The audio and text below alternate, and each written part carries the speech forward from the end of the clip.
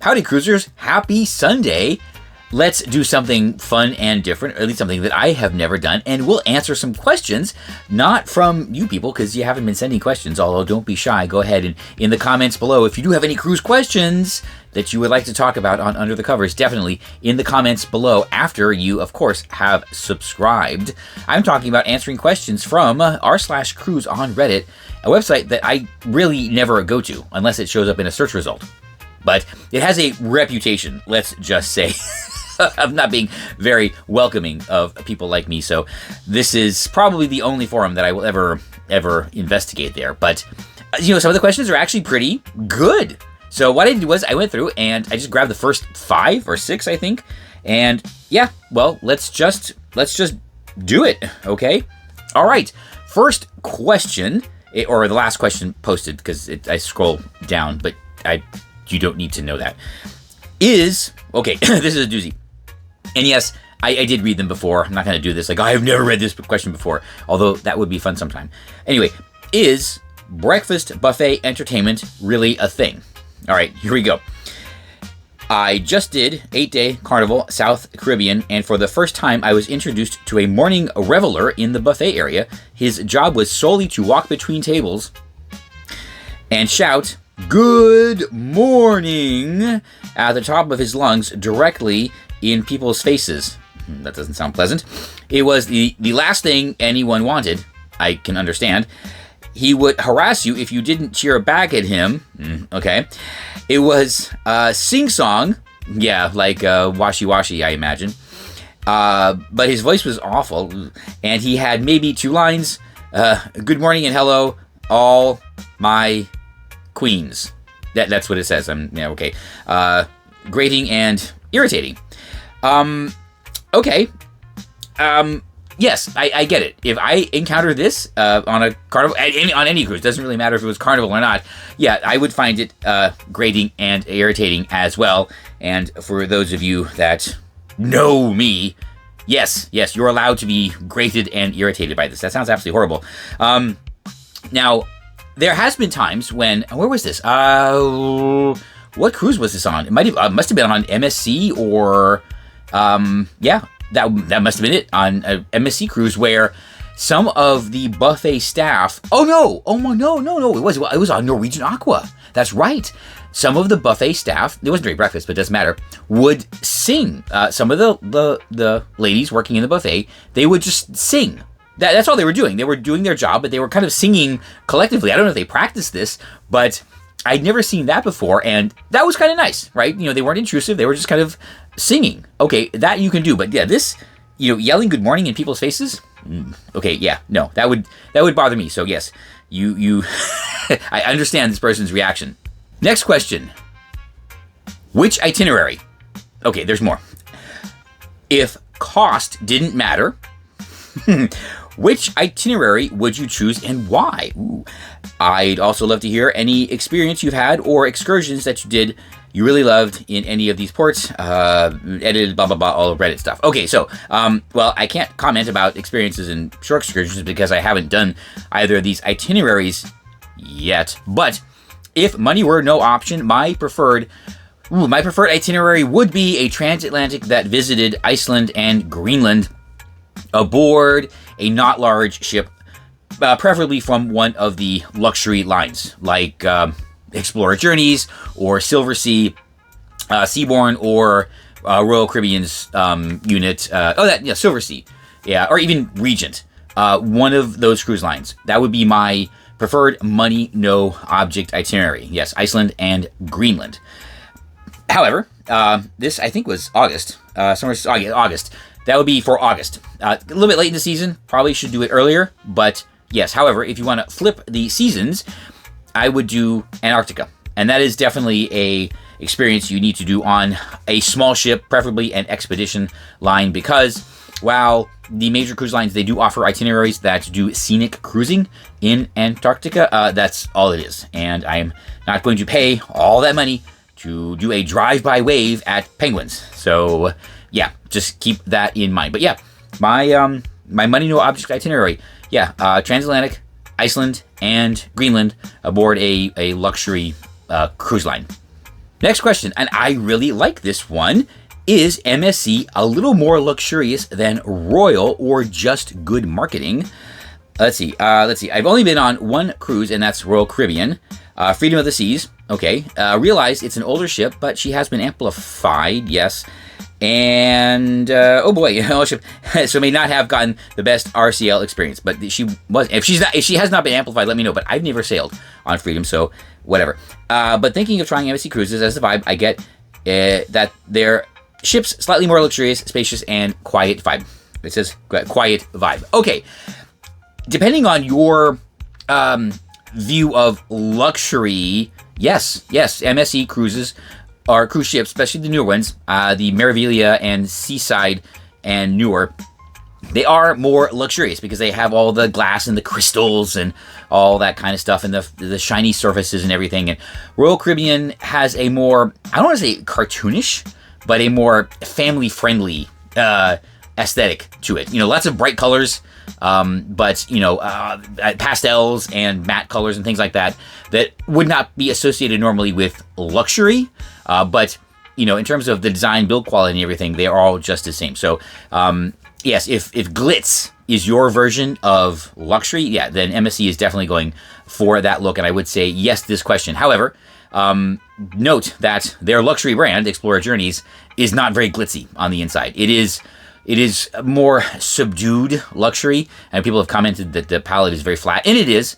I guess they're trying to do a more, like I said, a subdued or more service-oriented luxury. Even Yacht Club isn't flashy in the way that like the Atrium is. But in terms of trying to provide a European, I guess, style luxury experience, I would say yes, MSC is a more luxury line than Royal in terms of the hard product. But we can talk about service, but yeah, my answer to this question would be yes.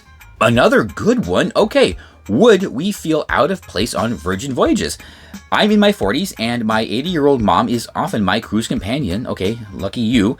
She is a very young old woman. Okay, but she's 80 nevertheless. On cruises, NCL and Carnival so far. Okay, we enjoy dining, listening to live music, lounging on deck, and sipping cocktails. I'm considering Virgin for our next cruise. However, I'm skeptical because when I think of Virgin Voyages, I think of a ship full of 30-somethings, trendy party people. For those of you who have cruised Virgin Voyages, what do you think of my mom, and would I feel out of place? Ooh, my honest answer is yes. I actually think you would. Virgin takes some getting used to, and you kind of have to be, I don't want to say an experienced cruiser, but if it's not your thing, it's really not your thing. What gets me though is the dining, listening to live music, lounging on the deck, and sipping cocktails. That sounds an awful lot like Holland America, right? Those things are what you sail on Holland for, right? Nice and low key, just lounging, cocktails, live music. That is their thing. Come to think of it, on Virgin they have live music, but honestly it's not. It's like live background music, that kind of thing. So if this is what you do, I don't know, Virgin may not be your vibe. However, I would recommend that OP take a Virgin cruise, maybe 4 days, get a solo cabin, go experiencing it, and then you will know if mom will like it. And if you like it and you think it's for her, well, then you get a second cruise on Virgin Voyages. See, that's how you turn this question into a win-win for everybody. Next question is back to MSC, which is fortuitous since we just got off of MSC World America. Is it just me, or are people saying MSC is bad without sailing them? All right, I have sailed on MSC 3 times and cruised on Royal Caribbean and NCL a couple of times each. And well, to be honest, even though MSC may not have the best or may not be the best, I wouldn't say it's to this point. Oh, I wouldn't say it's to the point where it's bad. In fact, the food was on par. Okay. In some areas, and the activities were enough, and the prices were really reasonable. They are, of course, especially with packages. Over Royal, oh yeah, heck yeah. I understand why some people might like them as much as me. They're quite good. Why are people being so negative about it, going on like the worst cruise line and never go? I also know they've had a bad past. There you go. But recently, they're getting more and more better. Yes, OP actually answered their own question. That is why I think people are still talking about the old MSC which was honestly just like 3 years ago. And that kind of mindset or collective impression is kind of hard to get over, and it was deserved, I will say. My first MSC cruise on MSC Shore on her North American debut was an absolute disaster. It was so bad. But I do give them credit for, coming way, way beyond that. Okay, that sailing, I think, was the first time they actually tried to offer a North American curated experience. I actually think they went and hired some people and they tried to North Americanize the ships that they put in this market. I could see they were trying. I absolutely could see they were trying, but it was still kind of not quite there yet. And of course, all the stories you heard about the old style, like opera entertainment and the European food and everything. I'm sure that's all true. And anybody who sails in Europe, it might be like that. I should try that sometime. But they're still trying to overcome that reputation, and they're trying real hard. Like MSC World America, they've come a long way, baby. And I do think they should be recognized. So yes, absolutely, it's a great deal. If MSC is sailing on an itinerary you want and the price is right, go give them a try. Absolutely, you should not be disappointed. Next question. All right, have you ever known or seen two cruise ships intentionally sailing together side by side? Okay, so I know that sometimes ships will sail near each other, often accidentally or because they have similar itineraries or are nearing port, but does it ever two cruise ships for whatever reason get scheduled intentionally to sail with each other? If so, what would be the reason? Just curious. Okay, well, they would be scheduled to do this if it's a photo op. So all those ships, all those pictures you see of the cruise line, they're all the similar ships sailing together, yes. And most of those are taken on revenue sailings. Like when Carnival did their big 50th anniversary meetup, all those were revenue sailings.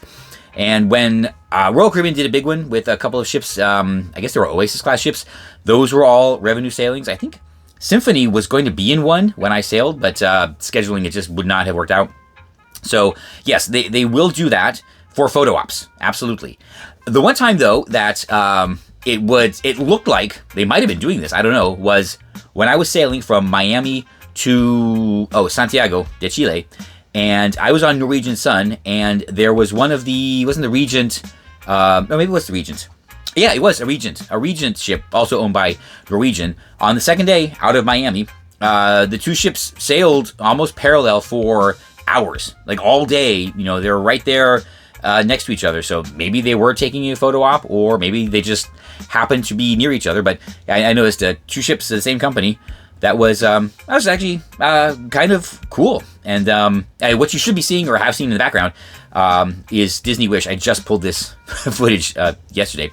Was Disney Wish sailing along Carnival Conquest, both heading into Nassau. So yeah, it does happen for various reasons, but I think probably most often for marketing reasons. Last question, and I don't know, maybe we'll do some more of these because these videos are actually pretty easy to make. So, okay, oh boy, yeah, we've talked about this before. Not we, but it's being talked about right now. Santorini excursion, is it worth the stress? No, and I say that from having been there before. It was an absolute madhouse. But I have seen the pictures that are being posted, the crowds and everything like that, and how they're now trying to restrict cruise ships because the island is getting overrun, and it's tiny. The places you want to go, it's tiny, tiny, tiny. I would not enjoy that experience right now. I can tell you that if I were on a cruise ship on an excursion with other ships in port, that would not be for me with all the people around. And yes, they do clog up the gondolas and the donkeys and all the viewing locations and everything like that. So I can tell you, for me, no. But again, I have the privilege of having been there already, so I don't really feel compelled to go back.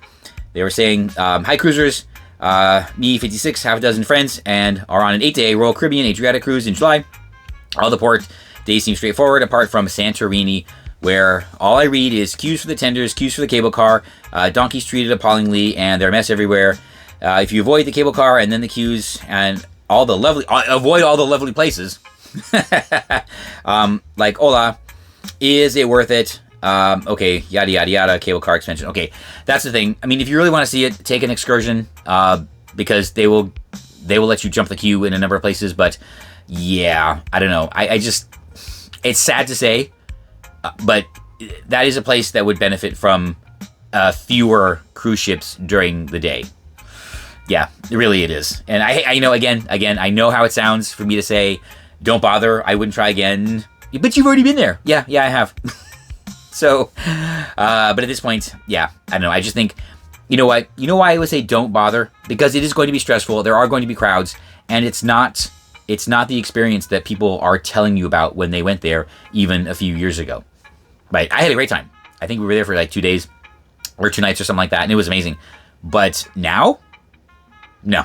It's not the Santorini that your parents or grandparents, have been to. So there you go.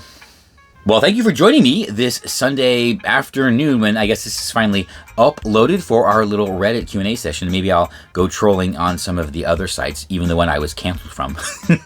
Yeah, maybe I'll tell you that story somewhere else. Well, I hope this information was useful and worth a subscribe, a like, and a share.